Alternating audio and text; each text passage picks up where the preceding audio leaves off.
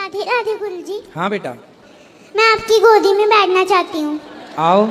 जाओ जाओ गोदी में बैठो बैठो। हाँ भैया बताओ। बैठो बैठो बैठो जल्दी करना।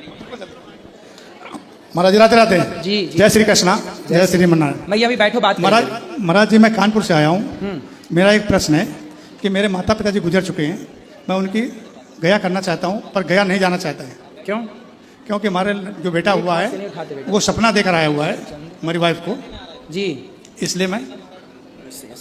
ठीक है। क्या नाम है आपका? अनामिका। अनामिका। कुछ सुनाएंगे? हाँ जी। क्या आपने यहाँ दर्शन किया माताओं का? हाँ जी। प्रसाद पाया? हाँ जी। चलो खुश रहो। बताओ। माता पिता जी गया करना चाहता हूँ साहब, कर लो, चले पर- जाना जब भी पर आपका गए- मन हो। पितृपक्ष में विशेष होता है। पर गया नहीं जाना चाह रहा था। तो गया गए बिना फिर कैसे होगा? भागवत वगैरह के माध्यम से। नहीं तो भागवत जी भी करा सकते हैं, लेकिन गया जी क्यों नहीं जाना चाहती है बताओ। हमारा जो बच्चा हुआ है वो सपना देकर आया हमारी वाइफ को क्या? कि मैं आपके घर में आ ही रहा हूँ। कौन, किसने सपना दिया था? वाइफ को। किसने दिया था सपना?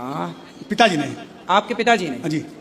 कि वो आपके घर में आ रहे हैं? हाँ जी। ठीक है, तो अब आप गया जी नहीं जाना चाह रहे हैं? हाँ, वो क्यों पूरा जो कहते हैं कि अगर गया जाओगे तो इधर हो सकता है कोई दूसरा कांड हो सकता है। अच्छा, हाँ। तो ये बात है। तो ठीक है, भागवत जी के पाठ करवा लो, भागवत जी इत्यादि सुन लो। अच्छा, पर उनकी फोटो भी नहीं हमारे पास। किसकी? पिताजी की। माता जी की तो है। पिताजी की क्यों नहीं है फोटो? बहुत पहले गुजर चुके हैं सब। अच्छा, तो कोई बात नहीं, फोटो नहीं है तो क्या हुआ?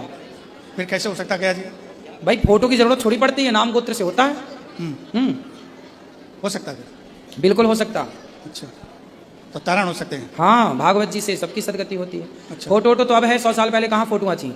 सबका होता था, संकल्प गोत्र नाम से होता है, नाम गोत्र से, बाकी सब सही है। चल, तो नहीं, माता जी से फोटो है उसमें क्या लिख कर गोत्र वगैरह लिख रखना? हाँ हाँ, गोत्र ही चलता है। अच्छा, ठीक। और बस इनको दो, कोई बात नहीं, बताते हैं। बैठिए। राधे राधे गुरुजी। ठीक है गुरुजी, मेरा एक प्रश्न है जी। मेरा नाम नीलेश कुमार सिंह है और मैं भारतीय रेल पश्चिम रेलवे में हाँ ट्रेन परीक्षक के पद पे कार्यरत हूँ। ठीक है। गुरुजी, मेरा प्रश्न इसलिए है कि अगर जो सरकारी नौकरी लग जाती है तो घर वालों की तरफ से एक जो डिमांड होता है दहेज का, हाँ। ये कहाँ तक सही है? तो आपको दहेज लेना है कि नहीं? नहीं, लेना नहीं है। इसके वजह से ना मेरी लाइफ एकदम बिगड़ चुकी है। क्यों? क्योंकि घर वालों ने ऐसी हमारी लाइफ में ऐसी प्रॉब्लम क्रिएट की है। क्यों, क्या प्रॉब्लम है बताओ। घर वाले का कहना है कि दहेज लेके ही शादी करनी है। अच्छा, कितना मांग रहे हैं? मांगा तो कुछ नहीं है सर, सामने से ही ऐसा आता है कि 15 लाख, 20 लाख, 22 लाख, यहाँ तक के उस समय मेरी सैलरी सिर्फ 40 से 45 हज़ार ही थी, लेकिन दहेज की डिमांड इतने लंबे लंबे होते थे। तो उस समय आपके माता पिता दहेज चाहते हैं? पिताजी तो नहीं है, मेरे मामा ने मेरी बचपन से परवरिश की है और मेरी मम्मी मामा के साथ नहीं रहती थी। और जब ये मेरी नौकरी लगी तो मेरी सिर्फ एक दिन की ही खुशी रही नौकरी लगने की। उसके बाद से तो मेरी लाइफ एकदम बिगड़ चुकी थी, क्योंकि हरदम प्रॉब्लम क्रिएट इसलिए हुआ कि इस लड़की का रिश्ता आ रहा है, इस लड़की का रिश्ता आ रहा है। और मेरा कहना एक था कि दहेज लेके शादी नहीं करनी है, क्योंकि मेरी मम्मी विडो है, मतलब विधवा है। हाँ। क्योंकि बाद में ऐसा होता है ना सर महाराज की जो लड़की दहेज लेके आती है वो घर में सुख शांति तो बिल्कुल गड़बड़ा देती है। मैं इस बहुत लोगों को देखा है और मेरे साथ में काम करने वाले काफी लोग हैं। सही है। जिनके साथ में हरदम आए दिन होता है कि उनका तलाक है, ये है, डिवोर्स है, कोर्ट में जाना है, ये सब चीज़ से मैं बहुत दूर रहना चाहता था। लेकिन फिर भी गुरुजी मेरे साथ में ऐसा हुआ कि मेरे घर वाले, मतलब मेरी मम्मी को तो मैंने 2021 में आपके पास लाया भी था, लेकिन उस समय एक्चुअली मेरा बेड लक बोलो कि उस समय भी आप उस कथे में ये बोल रहे थे बच्चों को अपने माता पिता के अनुसार ही काम करना चाहिए।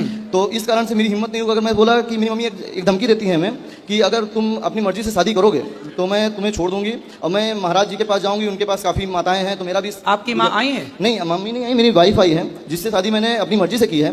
और कोर्ट मैरिज सर मुझे करना पड़ा, मजबूरन थी, क्योंकि मेरे घर में आए दिन झगड़े इसलिए होते थे कि मुझे दहेज लेना है और शादी करना है। तो फिर आपने दहेज नहीं लिया? नहीं, मैंने कोर्ट से शादी की और लड़की को डायरेक्ट फिर अपने पास लाया।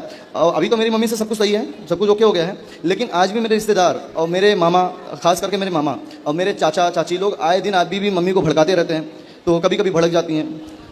आपकी माँ को कहना, मेरी ये वीडियो अपनी माँ को सुनवाना कि देखो कितना अच्छा बेटा है ये।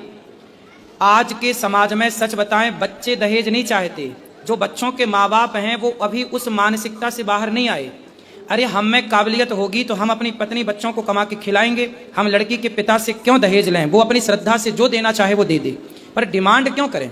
ये तो बहुत अच्छा बच्चा है कि दहेज नहीं लेना चाहता, दहेज की दीवार को गिराना चाहता। ऐसे बच्चे तो भारत में हर घर में होने चाहिए। लेकिन गुरुजी एक कारण ये भी रहा कि दहेज ना जो मुझे नहीं लेना था, इसलिए कि मैंने बताया कि मेरे ऑफिस में मैंने काफ़ी लोगों को देखा है कि कोर्ट कचहरी को चक्कर लगाना, 30 लाख लेते हैं, बाद में डिवोर्स जब फाइल होती है तो डिवोर्स जब फाइल होती है तो 50 लाख 60 लाख इन सब चीज़ों से तो बचना आपकी था। पत्नी आपकी पसंद से आई है? बिल्कुल, मैं अपने पसंद से, मैं किसान के घर से, मतलब फिलहाल मैं तो कहूँ मेरी मम्मी को ऐसा लगता था कि लड़का मेरा मनपसंद शादी करना चाहता है, इसलिए दहेज के लिए खिलाफत दिखा रहा है, दिखावा कर रहा है। लेकिन मेरा ऐसा नहीं था। मेरा कहना था ठीक है, मेरी पसंद से शादी नहीं करनी कोई बात नहीं, लेकिन शादी करूंगा तो किसान के घर की लड़की होनी चाहिए या गरीब घर की लड़की होनी चाहिए। जो मेरा कहने का मतलब गुरुजी इसलिए था क्योंकि मेरी मम्मी को आज मान लो दहेज दे दिया, और कल को ऐसा होता था, ज़्यादातर तो यही होता है ना कि दहेज लेके आएंगे 2 महीने 3 महीने तक लड़कियां अच्छे से रहती हैं, उसके बाद में फिर अपने रंग रूप दिखाना चालू कर देती हैं। बिल्कुल सही है, गुरुजी इसलिए ही मैंने ऐसा किया, क्योंकि अगर मान लीजिए आज चलो दहेज मैंने मम्मी के कहने पे ले लिया, मम्मी को खुश करने के लिए, सही है। अब बाद में क्या होता है कि मम्मी को ही नाराजगी होती है, मेरी बहुत ऐसा कर रही है, मेरी बहुत बिल्कुल ऐसा कर रही है। बिल्कुल, तो ये अपनी सास का पूरा ख्याल रखती हैं? बिल्कुल गुरुजी, मैंने मतलब अपने मुंह से बोल ही नहीं सकता, वो तो मेरी मम्मी कभी आएंगे तो मैं जरूर आपसे मिलाऊंगा। और फिर मैंने मम्मी को इस समय एक चीज़ और भी बोला था, शायद आज आपको बुरा भी लगे। मैंने बोला कि उस समय सर गुरुजी मैंने एक्चुअली कि मैं देखा भी नहीं था कि आप माताओं की इतनी अच्छी से सेवा करती हैं। अभी मैंने ऊपर गया, देखा वाकई में आप बहुत अच्छा काम कर रहे हैं और रियल है, जो भी है रियल है। तो उस समय मम्मी को ये बोलता था जो आप देख रही हो ना ऐसा होता नहीं है कहीं पे, तुमको जाना है बिल्कुल चले जाओ, लेकिन मेरी थोड़ी बदनामी होगी, लेकिन आप चले जाओ, बाद में आपको पता चल जाएगा कि बेटा बेटा होता है। फिर भी वो धमकी आज भी ऐसा है कि जैसे चाचा चाची हैं जो भड़काते हैं, तो मम्मी आज भी बोलती है मैं महाराज जी के पास जाऊंगी, तुम्हारी जरूरत ही नहीं, मैं तो पेड़ के नीचे रह के भी खा सकती हूँ। तो गुरुजी आप ही बताइए, एक संदेश दीजिए, वीडियो जरूर मैं दिखाऊंगा कि ये क्या सही है। आपकी माँ आएंगी तो मैं माँ को समझाऊंगा कि ऐसा बेटा सबके घर में होना चाहिए, और आपकी पत्नी से बात कराइए। बिल्कुल। राधे राधे गुरुजी। राधे राधे। आप बड़े भाग्यशाली हैं कि आपको इस विचारधारा का पति प्राप्त हुआ है इस कलिकाल में, कि हाँ। जो दहेज के खिलाफ है और एक अच्छी पत्नी, सामान्य घर की, जो रंग रूप के पीछे ना भाग कर, शोहरत के पीछे, पैसे के पीछे ना भाग कर, और देखो वो आपके साथ है। तो आप इस परिवार का सदा ख्याल रखना। जी गुरुजी। ठीक है, इनकी माँ का, इनका एक अच्छा पति है, ये एक अच्छी सास है आपकी, वो जिनको आपको बेटी बनकर उन्हें माँ समझ करके सेवा करनी है। गुरुजी मैं कभी शिकायत का मौका नहीं दूंगी। ठीक है। और गुरुजी मेरे ही घर के बाजू में, मैं तो मुंबई में इस टाइम रहती हूँ, मेरे ही रूम के बाजू में एक लोग लड्डू गोपाल को लाए हैं, और दीपावली के दिन उनके लड्डू गोपाल जल गए, मतलब आधा शरीर उनका पूरा जल गया, उनका कपड़ा पूरा जल गया, बिस्तर जल गया, लेकिन उनका चारपाई नहीं जला। ऐसा क्यों हुआ गुरुजी? कोई बात नहीं, नहीं जला जो ठीक है। तो भगवान जी को जब दीपावली में दीपक जलाओ, कभी भी जलाओ, तो थोड़ा ध्यान से, सावधानी से, कि आग वाग ना लगे। और भगवान के मंदिर में विशेषतर लोग दीपक जला के रख देते हैं और कर देते हैं पंखा चालू।